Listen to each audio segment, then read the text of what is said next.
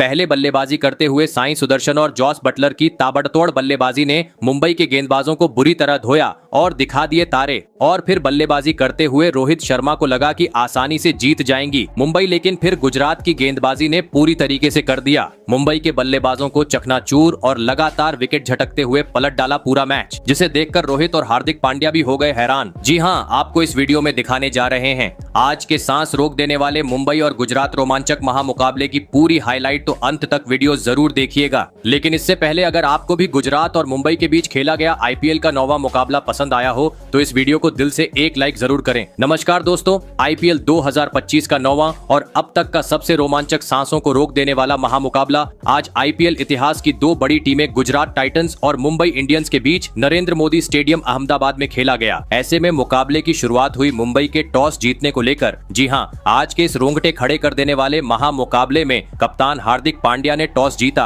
और पहले गेंदबाजी करने का फैसला किया और विपक्षी टीम गुजरात को बल्लेबाजी के लिए आमंत्रित किया था। फिर मुकाबला शुरू हुआ रनों की बारिश करने के इरादे से। गुजरात की ओर से कप्तान शुभमन गिल और साई सुदर्शन ओपनिंग बल्लेबाजी करने के लिए मैदान में उतरे। दोस्तों, इन दोनों ही बल्लेबाजों के कंधों पर इस महामुकाबले में अपने टीम को एक विस्फोटक ओपनिंग शुरुआत दिलाने की बड़ी जिम्मेदारी थी और ऐसा ही कुछ गुजरात के दोनों ही ओपनिंग बल्लेबाजों से देखने को भी मिला। जी हाँ, दोनों ही खिलाड़ियों ने मैदान में उतरते ही आतंक मचा दिया और मुंबई के गेंदबाजों के खिलाफ विस्फोटक अंदाज में ताबड़तोड़ बल्लेबाजी करते हुए 3 ओवर में ही स्कोरबोर्ड पर 26 रन लगा दिए। दोस्तों, गुजरात के दोनों ही ओपनिंग बल्लेबाज आज पहले ही ओवर से काफी बेहतरीन लय में मुंबई के खिलाफ देखने को मिल रहे थे और इसी का फायदा मिला मैच के 5वें ओवर में, जहां पर दोनों ही बल्लेबाजों ने धमाल मचा डाला और इस ओवर में 2 गगनचुंबी छक्के और 1 करारा चौका जड़ दिया। वही दोस्तों, मैच का 6ठा ओवर भी दोनों ही बल्लेबाजों ने गुजरात के हित में किया और इस ओवर में 2 चौकों की मदद से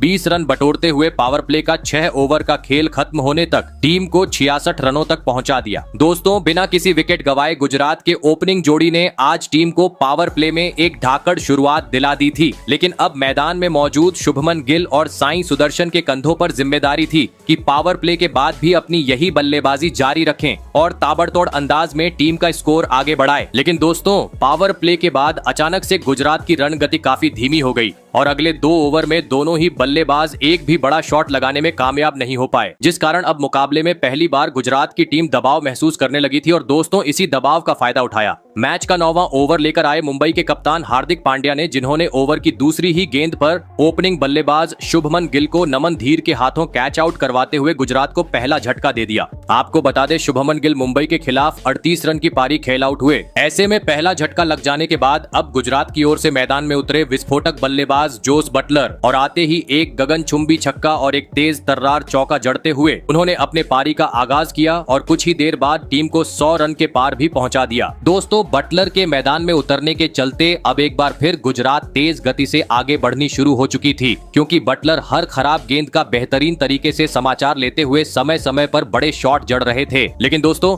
दूसरी छोर से सेट बल्लेबाज साई सुदर्शन का बल्ला पावर प्ले के बाद मानो जैसे थम सा गया था। जी हाँ, क्योंकि इसके बाद 5 ओवर का खेल बीत चुका था, लेकिन साई सुदर्शन के बल्ले से अभी तक एक भी बड़ा शॉट नहीं देखने को मिल रहा था। लेकिन आखिरकार मैच के 13वें में ओवर में साई सुदर्शन ने अपना हाथ खोला और एक तेज तर्रार चौक जड़ते हुए मुंबई के खिलाफ इस महत्वपूर्ण मुकाबले में अपना धमाकेदार 50 जड़ दिया और साथ ही बल्लेबाज जॉस बटलर के साथ मिलकर चौथे विकेट के लिए 50 रनों की साझेदारी भी निभा डाली। दोस्तों, बेहतरीन तरीके से गुजरात की यह जोड़ी टीम का स्कोर आगे बढ़ाती जा रही थी, लेकिन तभी मैच का 14वां ओवर लेकर आए मुजीबुर रहमान ने अपना जादू बिखेर दिया और ओवर की 5वीं गेंद पर टीम के लिए खतरा साबित होते जा रहे जॉस बटलर को विकेट कीपर के हाथों कैच आउट करवाते हुए गुजरात को इस मुकाबले का सबसे बड़ा झटका दे दिया। आपको बता दें, जॉस बटलर 24 गेंद में 39 रन की पारी खेल आउट हुए। ऐसे में 2 बड़े बल्लेबाज पेवेलियन लौट जाने के बाद अब मैदान में उतरे शाहरुख खान। भले ही आते ही शाहरुख खान ने एक गगनचुंबी छक्का जड़ा, लेकिन दोस्तों, बेहतरीन शुरुआत मिलने के बावजूद वह अपने पारी को ज्यादा वक्त तक आगे नहीं बढ़ा पाए और 16वां ओवर लेकर आए। हार्दिक पांड्या की गेंद पर बड़ा शॉट खेलने के चक्कर में बाउंड्री पर कैच आउट होते हुए अपना विकेट गवा बैठे।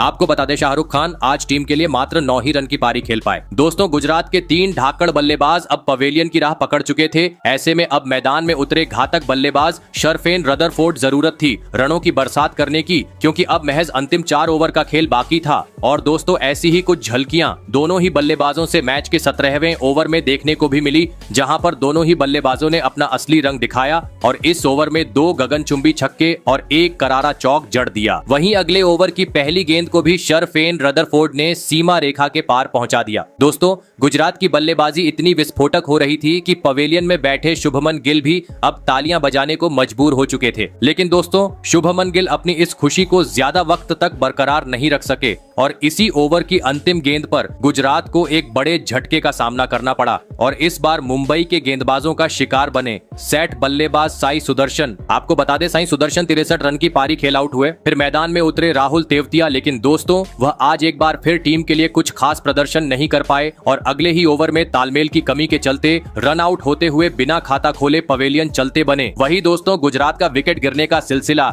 यही नहीं रुका, बल्कि इसके अगले ही गेंद पर टीम के लिए बहुमूल्य पारी खेल रहे शरफेन रदरफोर्ड भी अपना धैर्य खो बैठे और गेंद को सीमा रेखा के पार पहुंचाने के चक्कर में बाउंड्री पर कैच आउट होते हुए टीम को मझदार में छोड़ गए। आपको बता दें शरफेन रदरफोर्ड 18 रन की पारी खेल आउट हुए, जिस कारण अब लगने लगा गुजरात 200 रन तक भी पहुंचने में कामयाब नहीं हो पाएंगी। लेकिन दोस्तों अंतिम 2 ओवर में मैदान में मौजूद राशिद खान और कगिसो रबाडा ने ताबड़तोड़ बल्लेबाजी की और टीम का स्कोर 190 रनों के पार पहुंचा दिया और यह महामुकाबला जीतने के लिए मुंबई के सामने 197 रनों का विशाल लक्ष्य खड़ा कर दिया। ऐसे में दोस्तों इसके बाद गुजरात से मिले 197 रनों के लक्ष्य का पीछा करने मुंबई की ओर से हिटमैन रोहित शर्मा और रायन रिकेल्टन बल्लेबाजी करने के लिए मैदान में उतरे। दोस्तों गुजरात ने दिया हुआ लक्ष्य बड़ा था, ऐसे में दोनों ही बल्लेबाजों पर ताबड़तोड़ शुरुआत दिलाने की बड़ी जिम्मेदारी थी। लेकिन दोस्तों लक्ष्य का पीछा करते हुए इस महामुकाबले में मुंबई की शुरुआत काफी खराब रही। जी हां, भले ही पहले ओवर की दूसरी और तीसरी गेंद पर हिटमैन रोहित शर्मा के बल्ले से 2 बेहतरीन चौके देखने को मिले, लेकिन चौथी गेंद पर मोहम्मद सिराज ने धमाकेदार वापसी की और रोहित शर्मा को सीधा क्लीन बोल्ड कर दिया। आपको बता दें रोहित शर्मा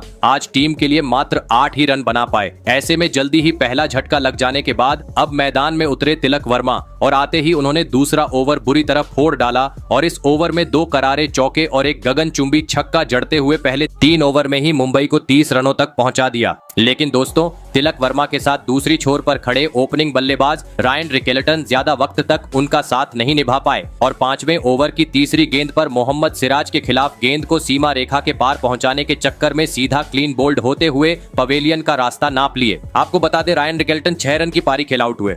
दोस्तों पावर प्ले में ही 2 बड़े बल्लेबाज आउट होने के बाद अब मुंबई की ओर से मैदान में उतरे विस्फोटक बल्लेबाज सूर्य कुमार यादव और आते ही एक गगनचुंबी छक्के के साथ उन्होंने अपना खाता खोला और पावर प्ले 6 ओवर का खेल खत्म होने तक टीम को 48 रनों तक पहुंचा दिया। दोस्तों रोहित शर्मा और रायन रिकेल्टन के पवेलियन लौट जाने के चलते पावर प्ले में ही मुंबई के बल्लेबाजों पर दबाव काफी बढ़ चुका था, लेकिन गुजरात में दिए हुए लक्ष्य के करीब पहुंचना था। तो अब मैदान में मौजूद सूर्य कुमार यादव और तिलक वर्मा को अपनी जिम्मेदारी को समझते हुए विस्फोटक अंदाज में तेज गति से बड़ी पारी खेलना जरूरी था। और दोस्तों ऐसे ही कुछ झलकियां मैच के 7वें ओवर से देखने को भी मिली, जहां पर दोनों ही बल्लेबाजों ने अपना असली रूप दिखाया और इस ओवर में एक गगनचुंबी छक्का और एक करारा चौका जड़ दिया। दोस्तों मुंबई की रणगति अब एक बार फिर पटरी पर लौटती हुई नजर आ रही थी, क्योंकि अब खराब गेंद पर दोनों ही बल्लेबाज समय समय पर कभी चौका तो कभी छक्का बटोर रहे थे, जिस कारण काफी बेहतरीन तरीके से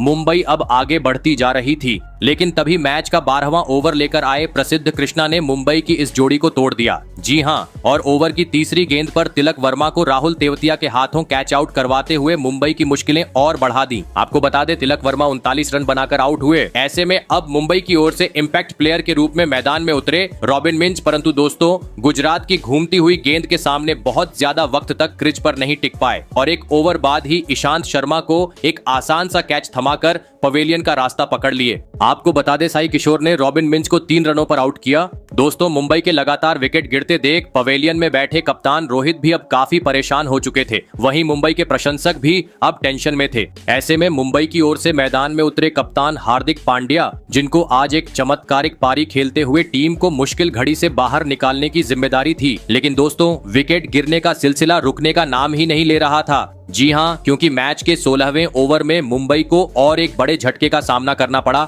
और इस बार गुजरात के तूफानी गेंदबाजों का शिकार बने विस्फोटक बल्लेबाज सूर्य कुमार यादव। आपको बता दें सूर्य कुमार यादव 28 गेंद में 48 रन की पारी खेल आउट हुए। दोस्तों, सूर्य कुमार यादव के विकेट के चलते मुंबई पूरी तरीके से अब बैकफुट पर आ चुकी थी। ऐसे में अब यहां से मुंबई को जितना था तो पूरी जिम्मेदारी कप्तान हार्दिक पांड्या के कंधों पर थी। लेकिन मैच के 17वें ओवर में मुंबई की आखिरी उम्मीद यानी हार्दिक पांड्या भी गलती कर बैठे और मोहम्मद सिराज को एक आसान सा कैच थमाते हुए मुंबई को मझदार में छोड़ गए। आपको बता दें, हार्दिक पांड्या आज टीम के लिए मात्र 11 ही रन बना पाए। ऐसे में दोस्तों, अब मुकाबला अपने अंतिम 2 ओवर में जा पहुंचा था, जहां पर मुंबई को अब 12 गेंद में 63 रनों की जरूरत थी। मैदान में मौजूद थे नमनधीर और मिचेल सैटनर, जहां पर इन दोनों ही बल्लेबाजों ने अंत तक बल्लेबाजी की और विस्फोटक शॉट भी जड़े। लेकिन शुरुआती बल्लेबाजों के खराब प्रदर्शन के चलते वह टीम को जीत दिलाने में पूरी तरह नाकामयाब रहे और अंततः गुजरात में यह महामुकाबला 36 रन से अपने नाम कर लिया।